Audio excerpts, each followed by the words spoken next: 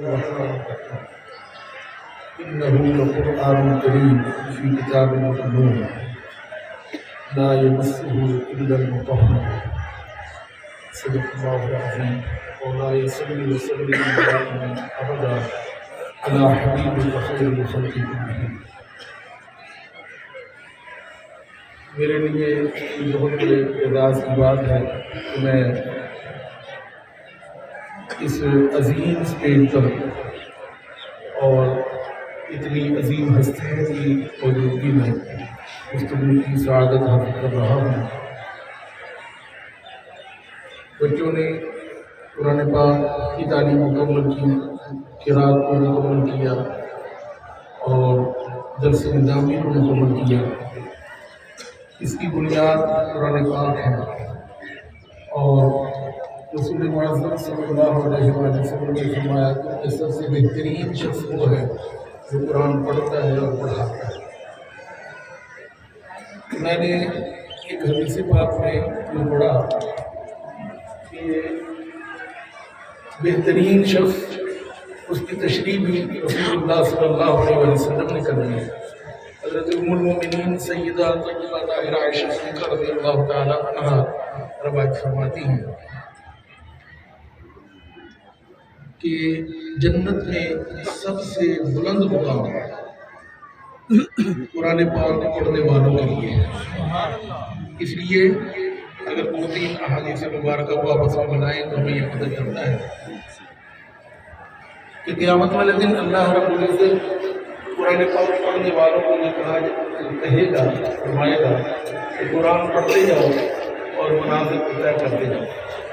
ام المؤمنین رضی اللہ تعالیٰ عنہ فرماتی ہیں کہ قرآن پڑھتے پڑھتے قرآن پڑھنے والا جس مقام پر پہنچے گا وہ جنت کا آخری اعلیٰ درجہ ہے، اس سے بڑا اور کوئی درجہ نہیں ہے۔ تو یہ درجہ اللہ کے محبوب صلی اللہ علیہ وسلم کی عطا سے ہمیں ملا، تو اب ہمارے اوپر لازم ہے کہ ہم اس عطا کا شکر ادا کریں، اور شکریہ یہ ہے کہ ہم قرآن پاک کے ساتھ اپنے تعلق کو مضبوط کریں۔ آج سب سے زیادہ ہمارے ملک میں ہی نہیں بلکہ مسلمانان عالم میں یہ ایک کمی محسوس ہو رہی ہے کہ قرآن پاک کی تعلیم ہماری کم ہوتی جا رہی ہے، اور جن لوگوں نے قرآن پڑھا ہوا ہے، میں ایک چھوٹی سی بات، ہمارے پنجاب میں یہ کہا جاتا ہے کہ جب کوئی بندہ قرآن پڑھ لیتا ہے تو کہتے ہیں جی قرآن ختم کر دیا ہے۔ یہ جملہ ہمارے ہاں بولا جاتا ہے، پتہ نہیں آپ کے یہاں بھی بولا جاتا ہے کہ نہیں، کہ قرآن ختم کر دیا ہے، اور اس لفظ کا نتیجہ یہ نکلتا ہے کہ جس نے ایک مرتبہ قرآن پڑھ دیا ہے وہ پھر دوبارہ نہیں پڑھتا۔ ساری زندگی گزر جاتی ہے قرآن پاک نہیں پڑھتے۔ میں کئی مرتبہ پوچھتا ہوں گفتگو کے دوران کہ آپ نے آخری مرتبہ کب قرآن پڑھا، اور اکثر لوگ سوچ میں پڑ جاتے ہیں کہ پتہ نہیں کب دیکھا، کوئی کہتا ہے رمضان المبارک میں دیکھا۔ تو قرآن کا تو معنی ہی ہے بار بار پڑھی جانے والی کتاب، تو جو بار بار پڑھی جانے والی کتاب ہے اس کو ہم صرف رمضان المبارک میں پڑھیں یا اس کو کبھی کبھی پڑھیں یا ایک مرتبہ پڑھ کے ختم کر دیں تو اس کا حق ادا نہیں ہو سکتا۔ اس کے پڑھنے سے عزتیں ملتی ہیں، عظمتیں ملتی ہیں، اور خیرکم کا جو معاہدہ جہاں فضا ہے وہ حضور نبی رحمت صلی اللہ علیہ وسلم نے سنایا ہے کہ تم میں سب سے بہترین شخص وہ ہے جو قرآن پڑھتا ہے اور پڑھاتا ہے۔